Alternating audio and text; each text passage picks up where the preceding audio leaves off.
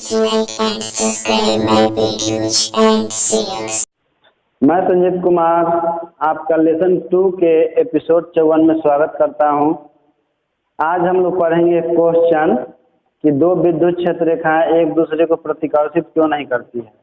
तो हालांकि इसका आंसर तो हमने आपको बता दिया है। जब विद्युत क्षेत्र रेखाओं के गुण पढ़ा रहे थे तो उसी में हमने आपको बता दिया था कि दो विद्युत क्षेत्र रेखाएं एक दूसरे को प्रतिकर्षित क्यों नहीं करती है। लेकिन फिर से एक क्वेश्चन लिख लीजिए क्योंकि यह एग्जाम की दृष्टि से बहुत ही इंपॉर्टेंट है, कई बार एग्जाम में आ चुका है। क्वेश्चन है, लिखिए, दो समान विद्युत क्षेत्र रेखाएं एक दूसरे को प्रतिच्छेद क्यों नहीं करते हैं।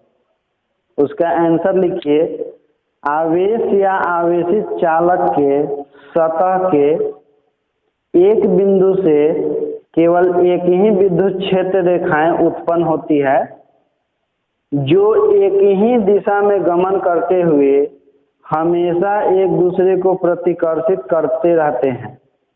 यदि दो विद्युत क्षेत्र रेखाएं एक दूसरे को काटती है तो कटान बिंदु पर विद्युत क्षेत्र की दो दिशाएं होगी जो कि संभव नहीं है। इसलिए दो समान विद्युत क्षेत्र रेखाएं एक दूसरे को कभी नहीं काटती। आंसर इसका हो गया। अब इसको समझ लीजिए, हमने आपको क्या बताया था कि किसी भी आवेश या आवेशित वस्तु के सतह के एक बिंदु से केवल एक ही विद्युत क्षेत्र रेखा उत्पन्न होती है और वह भी एक दूसरे को हमेशा प्रतिकर्षित करती है। तो ये तो संभव है कि एक दूसरे को कहीं स्पर्श करेगा ही नहीं, तो काटेगा कहाँ से। इसी कारण से दो विद्युत क्षेत्र रेखाएं नहीं काटती है। यदि दो विद्युत क्षेत्र रेखाएं एक दूसरे को किसी पॉइंट पर काटती भी है, कल्पना किया जा रहा है, तो उस कटान बिंदु पर दो विद्युत क्षेत्र की दिशा होगी जो कि संभव नहीं है क्योंकि एक बिंदु पर केवल विद्युत क्षेत्र की एक और केवल एक ही दिशा होती है। तो इसका आंसर हो गया। आज लिखिए एक टॉपिक, उदासीन बिंदु। उदासीन बिंदु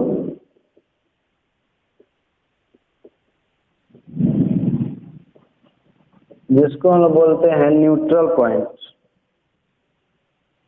न्यूट्रल पॉइंट, देखिए उदासीन बिंदु क्या होता है कि हम लोग जानते हैं कि जब बराबर परिमाण के दो धनावेश हो या केवल कोई दो धनावेश हो तो दोनों के कारण उत्पन्न विद्युत क्षेत्र रेखाएं जो है एक दूसरे को प्रतिकर्षित करती है। तो दोनों आवेशों को मिलाने वाली रेखा के किसी न किसी पॉइंट पर एक ऐसा बिंदु होता है जहां पर दोनों के कारण विद्युत क्षेत्र का मान शून्य होता है। तो जिस पॉइंट पर विद्युत क्षेत्र का मान शून्य होता है उसी बिंदु को हम उदासीन बिंदु कहते हैं। जैसे मान लीजिए कि ये आवेश Q1 है, ये Q2 है और दोनों से उत्पन्न विद्युत क्षेत्र रेखाएं जो एक दूसरे को प्रतिकर्षित कर रही है, तो दोनों आवेशों को जो मिलाने वाली रेखा होगी तो उनको मिलाने वाली रेखा के किसी न किसी पॉइंट पर, यहाँ या चाहे यहाँ कहीं भी एक ऐसा पॉइंट होता है जहाँ पर दोनों का परिणामी क्या होता है, शून्य होता है। यानी कि दोनों के विद्युत क्षेत्र का रिजल्टेंट शून्य होता है। जहाँ पर हम लोग किसी आवेश को ले जाते हैं तो उस पर लगने वाला बल का मान शून्य हो जाता है। तो उस बिंदु को ही हम लोग उदासीन बिंदु के नाम से जानते हैं। तो उदासीन बिंदु का डिफिनेशन लिखिए, जब दो आवेश एक दूसरे से कुछ दूरी पर स्थित होते हैं तो दोनों आवेशों को मिलाने वाली रेखा के किसी बिंदु पर एक आवेश के कारण उत्पन्न विद्युत क्षेत्र दूसरे आवेश के कारण उत्पन्न विद्युत क्षेत्र के ठीक बराबर किंतु विपरीत होता है।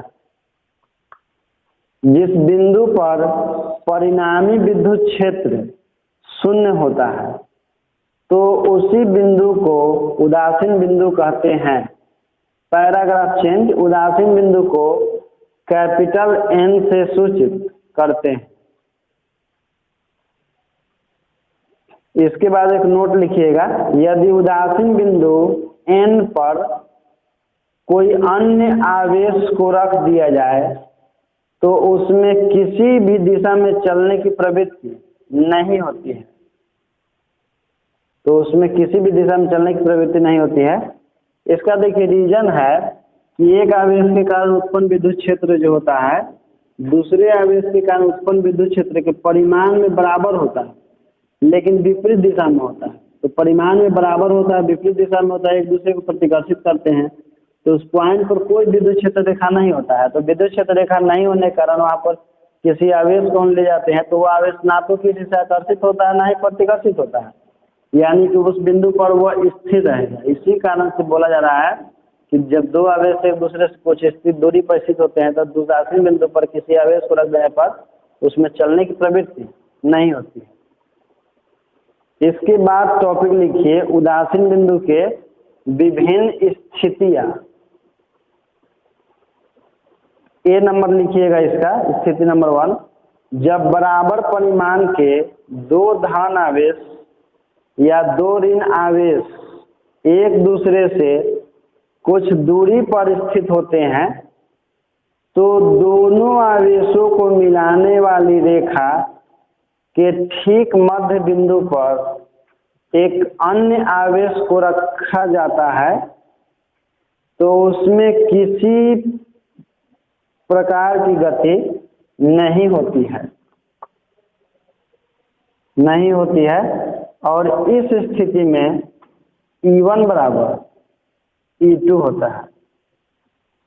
E1 बराबर E2 होता है।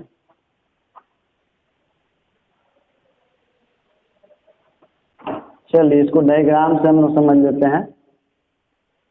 जैसे मान लीजिए कि यहाँ पर कोई धन आवेश है और एक दूसरा धन आवेश यहाँ पर है, दोनों को मिलाने वाली पहले एक रेखा खींच लेते हैं।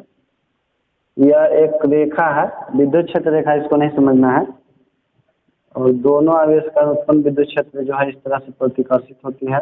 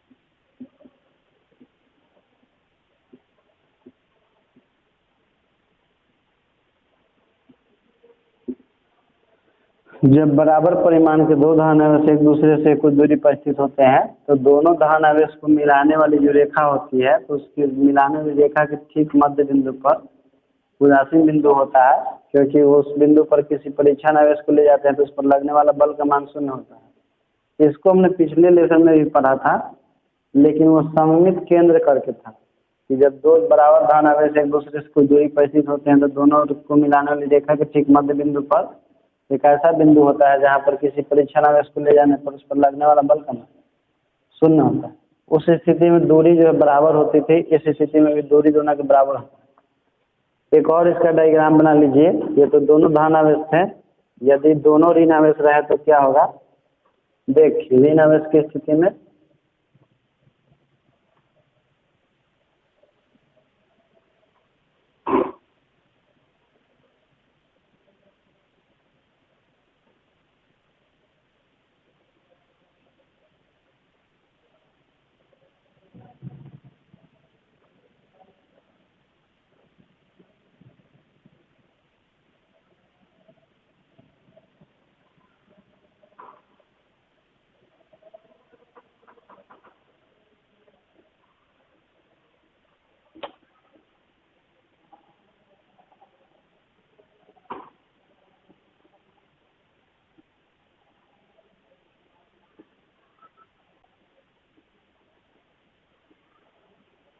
इस स्थिति में भी दोनों आवेशों को मिलाने वाली जो रेखा होगी उसके ठीक मध्य बिंदु पर उदासीन बिंदु होगा, क्योंकि दोनों बराबर परिमाण के आवेश है। तो जब बराबर परिमाण के दो धन आवेश या दो ऋण आवेश एक दूसरे से कुछ दूरी पर स्थित होते हैं तो दोनों आवेशों को मिलाने वाली रेखा के ठीक मध्य बिंदु पर एक ऐसा बिंदु होता है जहाँ पर किसी परीक्षण आवेश को ले जाने पर उस पर लगने वाला बल का मान 0 होता है।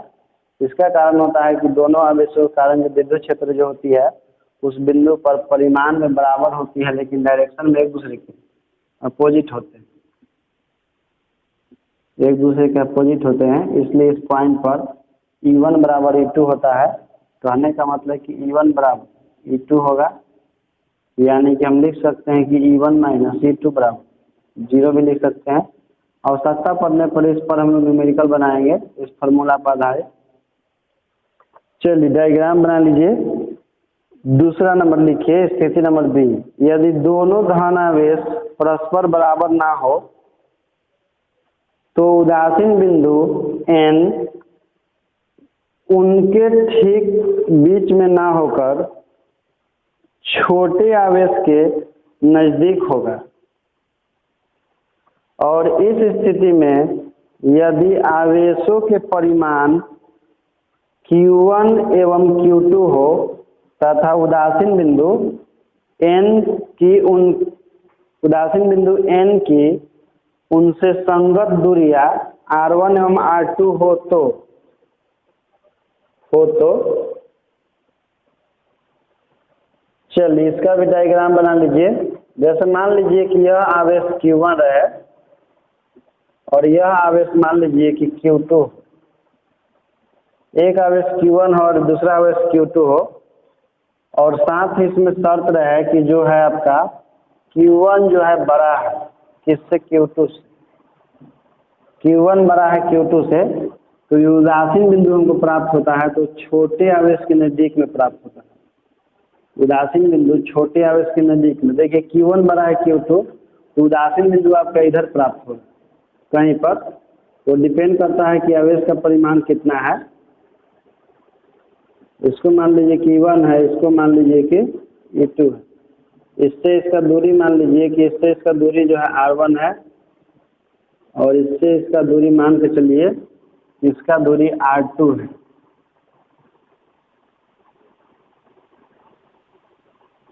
दूरी R2 है, तो इस पॉइंट पर उदासीन बिंदु प्राप्त होगा। यानी कि यदि दोनों धनावेश हो और उसमें कोई एक आवेश बड़ा रहे या दूसरा आवेश छोटा रहे तो उदासीन बिंदु जो है छोटे आवेश के नजदीक में प्राप्त होता है। यानी कि आपको बड़े आवेश से अधिकतम दूरी पर प्राप्त होगा और छोटे आवेश से न्यूनतम दूरी पर प्राप्त होगा। इस पर हम लोग न्यूमेरिकल बनाते हैं आगे चल के।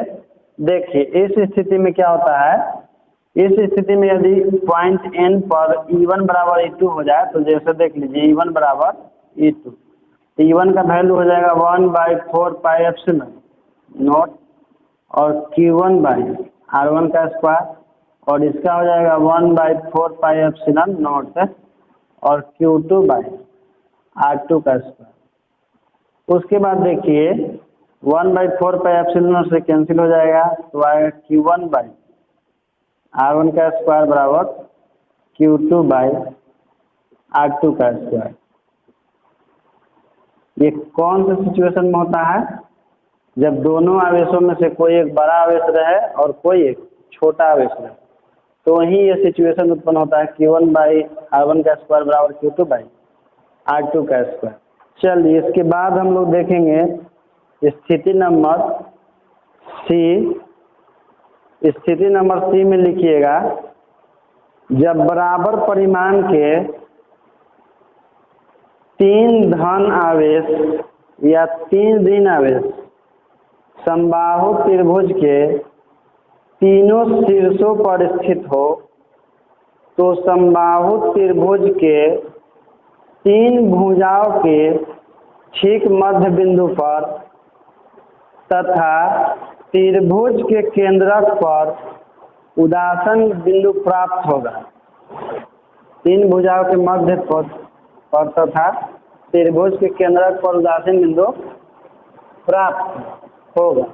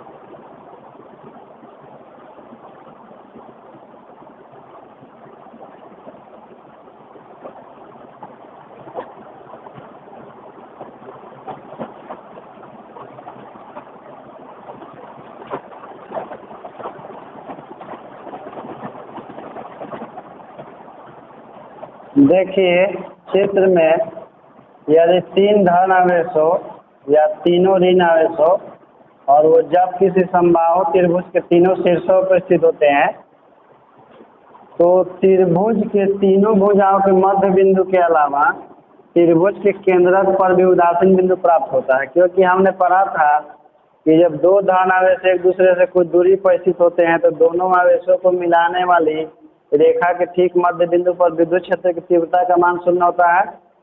इस स्थिति में यहाँ 0 होना चाहिए और इस स्थिति में यहाँ पर 0 होना चाहिए और एक केंद्रक पर भी 0 होना चाहिए। यानी कि हम लोग कह सकते हैं कि समबाहु त्रिभुज के तीनों शीर्षों पर यदि 3 धन आवेश स्थित हो तो उसके केंद्रक के अलावा 3 भुजाओं पर भी उदासीन बिंदु प्राप्त होता है और यदि 3 ऋण आवेश स्थित हो तो इस स्थिति में भी केंद्रक के अलावा 3 भुजाओं के ठीक मध्य बिंदु पर सममित केंद्र की उत्पत्ति होती है, यानी उदासीन बिंदु की उत्पत्ति होती है।